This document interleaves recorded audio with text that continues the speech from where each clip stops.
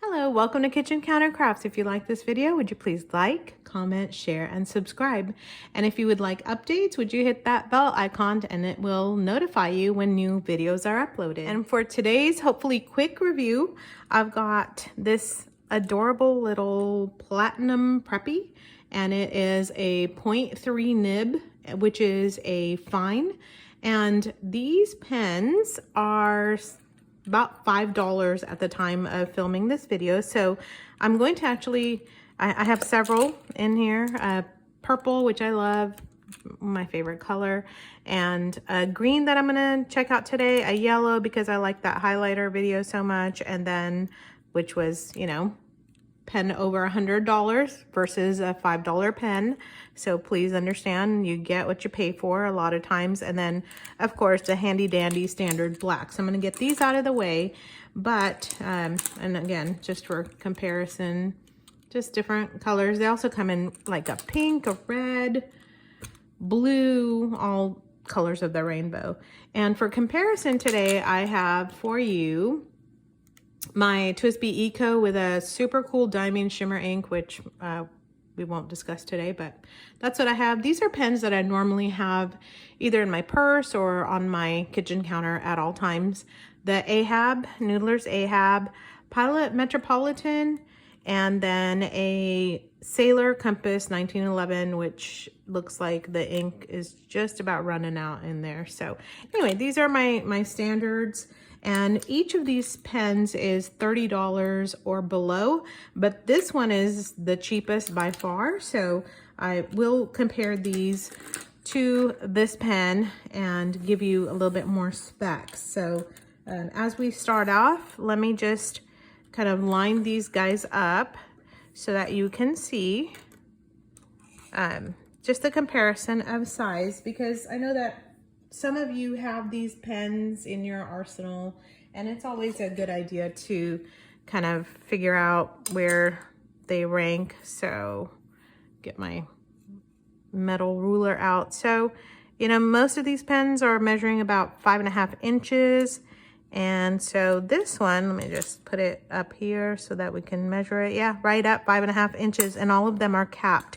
Now uncapped, this guy, okay, it's not a twist cap. If you twist it off, I've already done that, the entire thing comes off. So just shy of 5 inches, so right at 4.9, if you want to see that there. So again, pretty comparable. And I'll put the specs down below. So there's the Ahab uncapped. And TWSBI still taller, longer. Metropolitan, just about the same size. And the Sailor Compass is much smaller down below. Oh, let me get these here. How about that? Oh, that looks much better. All right, so there are the pens uncapped as well, so that you can take a look. I'm gonna cap these back up. Most of these are inked, so I don't want the ink to dry up. I have to tell you, I just love that shimmer ink. So cool. And you know, to have a transparent body that you can see the shimmer, it's really great. So this is the way the Preppy comes. Whoops. It has like identification information on here. So that's a 0.3 nib. It says Platinum Preppy, made in Japan, fountain pen, and then the barcode right there. You don't really get, I mean, there's no box, no packaging, just came in a plastic bag really. And there's the nib information, of course, a plastic feed. What's really interesting is it's got the metal tines kind of wrapped around there. It's a really wonderful starter pen. To put this proprietary cartridge in, by the way, the cartridge has a little bit of information. It just says green, pea green. I'm sure it's for the name, not pea green, but you're gonna have this little ball side and then the end, and you are just gonna, oh, and on the inside is this kind of spot where the feed is, and you're gonna push this. It's gonna seem a little weird. There we go. You just push that in there until it pops, and you might need to like twist it a little bit, but you're gonna watch until this cartridge comes all the way up, okay? So it's gonna seem counterintuitive to put the metal ball side, and that's because it actually has like a shaking action. I don't know if you can hear that. There. You don't have to actually shake this to get it going. So now you can actually see the ink starting into the feed, and I'm gonna see if I can get this going here. All right. Oh, I have a Benu Briolet, or yeah, Briolet with the turquoise. So I'm gonna just see if it gets going. There we go. Okay, so just give it a little bit of taps. I don't actually push, which freaks me out. Newbies do this. They will actually kind of hit the nib, but you will hit your hand to get the ink down if you need to, or you could just be patient, unlike me, and get that also going. So you don't actually have to do any of those things, but if you're impatient like me, you can definitely get the ink started. So this is the Platinum Preppy, and it is a 0.3 nib, which is fine, and the ink is platinum green. Very pleasing green ink, I have to say. So as I just kind of tap that to get it started, it's doing fantastic, and it's a very, very smooth writer.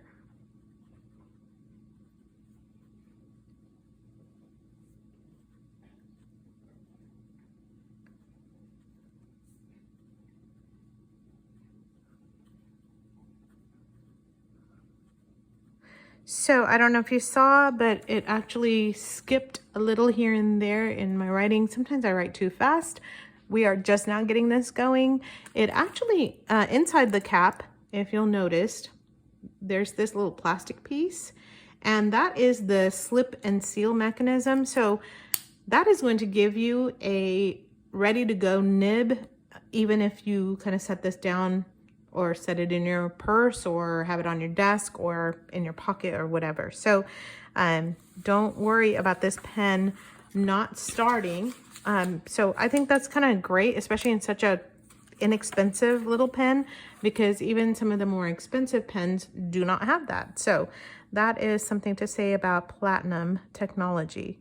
So let me write this here. Platinum Preppy 0.3 nib, fine. And this, by the way, is the first pad was cheap ledger paper, which is kind of even cheaper than copy paper. And then this is the Rodeo dot pad. And so you can see colors a little bit better on this. So they say, I can see them just fine on the cheap stuff that I normally write grocery lists on, but you know, that's what they say. What do they know? All right, so there's the ink, and then let me give you a sample of writing.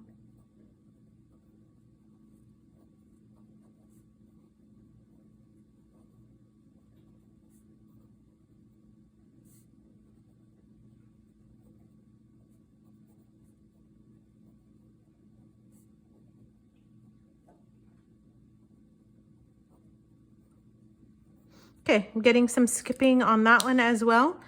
I'm really not gonna be that hardcore on this pen. Sometimes if you read the reviews, they're like 4.5. You know, personally, I would give it like a 4.8. It's a $5 pen. What do you want? It's writing right off the bat. It's not skipping that much. It is not squeaking. It does not have much feedback at all. It's got a ready to go nib. The body, people say, oh, it's such a cheap plastic body. You haven't seen some of these pens. I'm just telling you, even when you get up in the $30 range, sometimes you get just about that same feel. So yes, it looks like a cheaper plastic pen, but honestly, it's not that bad. The fine is, I would say a true fine looks like a 0.3, maybe a little bit more like a 0.38. So anyway, but I'm looking right here with the Benu Briolet nib, which is a Jowo, and it looks just about the same as that one. There's the Lamy 2000 extra fine writing sample on there, so that's not a bad one to compare it to, but it looks like a pretty true fine nib on there. So hopefully this was useful for you. If you are new to the fountain pen world, you are a beginner, I suggest go grab some of these and put them in your pocket and play around with them and see if you like the fountain pen world. I'm just going to tell you, you will love it, because that's why I'm here, to get everybody I know addicted to these pens. And after that, you will never look at a Bic again in the same way. And I hope that this review was helpful to you. If you're interested, oh, I didn't jot down what ink this was. Let me do that real quick. So this is the ink is Platinum Green, or pea green as it said on there. And yes, it is skipping, even more so on the Rhodia than it did on the regular cheapy paper. So anyway, there's my review, and I hope that you will check this out. Next in the price point is the Metropolitan, and the next in the price point, more expensive, is the Noodler's Ahab, which I love if you're into flex pens, or if you like italic or calligraphy writing. It's not an italic nib, by the way. It is a semi-flex. This is actually in a stub nib, which is an italic nib. So check these pens out if you are new to this world. If you're old in this fountain pen world, why don't you grab some of these and give them to your friends who you want to recruit into the fountain pen life. So with that, stay tuned for my next video. And if you have any questions or comments, leave them for me. I'd love to answer them. Till next time, bye.